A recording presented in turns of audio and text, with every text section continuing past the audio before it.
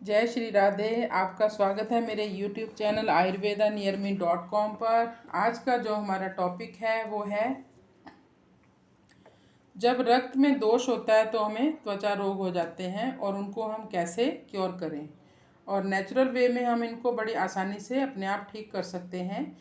ये होते हैं सोराइसिस, एक्जिमा, खाज खुजली, शीत पित्त, कुष्ठ रोग और त्वचा में संक्रमण आदि, जो कि बहुत जानलेवा तो नहीं होते, लेकिन इससे संक्रमित आदमी का सामाजिक व्यक्तिगत जीवन प्रभावित होता है। ये अपने बहुत शर्म फील करते हैं कहीं गैदरिंग में जाने से भी, और कई बार लगातार उपेक्षा के कारण व्यक्ति हीन भावना का शिकार हो जाता है। वैसे तो ये सभी त्वचा रोग से संबंधित बीमारियां होती हैं। इनमें से कुछ रोग वंशानुगत होते हैं, तो कुछ जन्मजात या कुछ खान पान से या रहन सहन से होते हैं। ज़्यादातर ये खान पान से ही रोग होते हैं। सोराइसिस में शरीर पर पपड़ियाँ सी पड़ जाती हैं। ये सब चमड़ी के रोग ज़्यादातर पित्त की अधिकता से होने वाले रोग होते हैं। और जब हमारे ब्लड में गर्मी ज़्यादा बढ़ जाती है तो ये रोग होते हैं। खाने में मिर्च मसाले ज़्यादा, घी और तले हुए पदार्थों से, जब हम ज़्यादातर तले हुए पदार्थों का सेवन करते हैं तो ये प्रॉब्लम होती है। और फास्ट फूड आदि जैसे मैदे से बने हुए पदार्थों से भी ये प्रॉब्लम होती है। बार बार शीत पित्त होने पर उल्टी होने का मन होता है। ऐसे ही कुष्ठ रोग से प्रभावित व्यक्ति को अभी भी तिरस्कार का सामना करना पड़ता है। इसमें आदमी के शरीर पर सफ़ेद चकत्ते पड़ जाते हैं, जो कि धीरे धीरे पूरे शरीर पर फैल जाते हैं। ये एक बहुत संक्रामक रोग होता है। वयस्कों की तुलना में बच्चों पर इसका ज़्यादा असर पड़ता है। इसके कारणों पर ध्यान दें तो ये हेरिडिटरी होते हैं। वही अस्वच्छता, यानी कि वहाँ पे क्लीनिनेस बिल्कुल नहीं होती। खान पान भी इसका सबसे बड़ा कारण होता है। आज की इतनी परेशानियों को देखते हुए हम आज आपको कुछ घरेलू टिप्स मैं आपको बता दूंगी इसको क्योर करने के लिए। कई लोग कहते हैं कि आयुर्वेद की मेडिसिन नहीं हमें यूज़ करनी चाहिए क्योंकि वो गर्म होती है, पर ऐसा नहीं है दोस्तों। इसके लिए आपको अवेयरनेस की ज़रूरत होती है। आयुर्वेद की मेडिसिन को आप अगर बैलेंस में लेते हो तो, और उसके साथ डाइट भी फॉलो करते हो, तो आप इसके रिज़ल्ट बहुत अच्छे हैं। पर इसकी क्वांटिटी थोड़ी बैलेंस में आपको लेनी पड़ेगी। उसके लिए आपको अवेयर होना पड़ेगा। त्वचा रोग है अगर आपको, तो आप मेहंदी का प्रयोग भी कर सकते हो।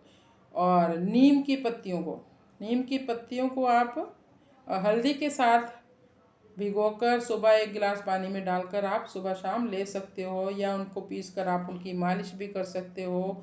और बहुत ज़्यादा पानी लेना शुरू कर दो। और कई लोग पानी पीते ही नहीं है पूरा पूरा दिन, और उनकी स्किन बिल्कुल ड्राई हो जाती है। तो अगर किसी को सोराइसिस एक्जिमा हो, उसमें इससे बहुत लाभ, नीम की पत्तियों की जब आप लेप लगाते हो तो उससे बहुत अच्छे से लाभ मिलता है, और जो जलन होती है उसमें भी आराम मिलेगा।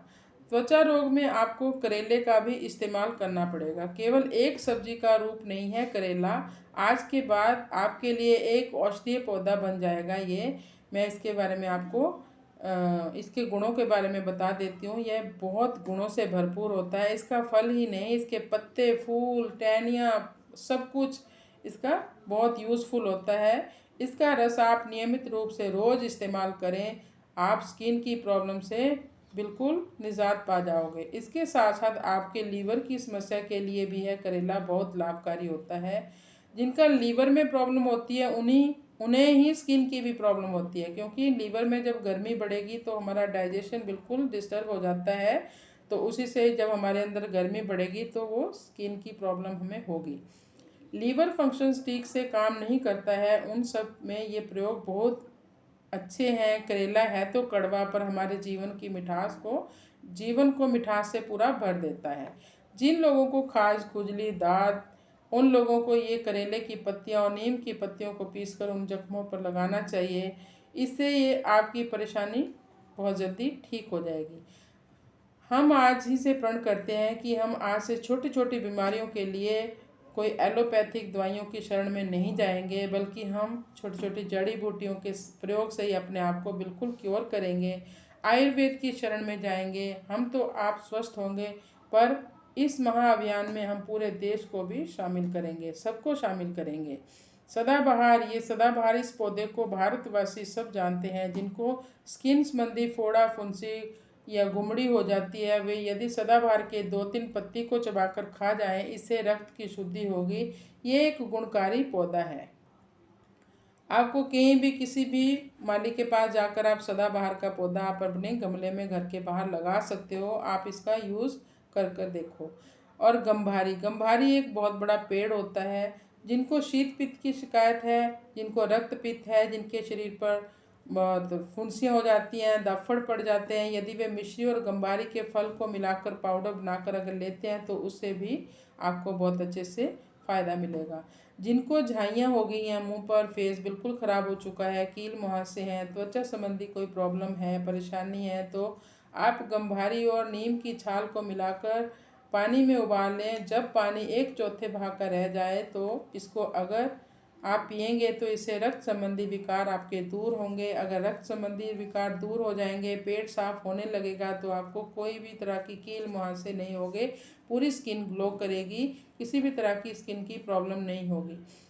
यदि आप कायाकल्प और रुद्रवंती दोनों थोड़ी थोड़ी मात्रा में लेते हो तो इससे ज़्यादा लाभ हो सकता है। अगर आपको आयुर्वेद की मेडिसिन का यूज़ करना है तो आप इनका प्रयोग कर सकते हो। तो और उसके लिए आपको ज़्यादा से ज़्यादा विटामिन सी से भरे हुए फल लेने पड़ेंगे, जैसे मौसमी हो गया, संतरा हो गया। हाँ, आंवला और मिश्री को भी आप मिलाकर ले सकते हो। ये मेरा अपना बनाया हुआ ये फॉर्मूला है और मैंने बहुत लोगों पर इसको आजमाया हुआ है। तो आप इसका ये तो आपको बड़े आसानी से मिल जाएगा, आंवले का पाउडर और साथ में मिश्री, धागे वाली मिश्री। इसका चूर्ण बनाकर रख लो, आधा चम्मच।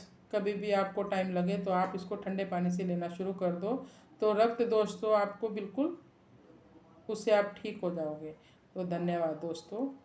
ये आज मैंने आपको रक्त दोष के कारण होने वाले जो स्किन प्रॉब्लम होती है उनके बारे में बताया। और धन्यवाद।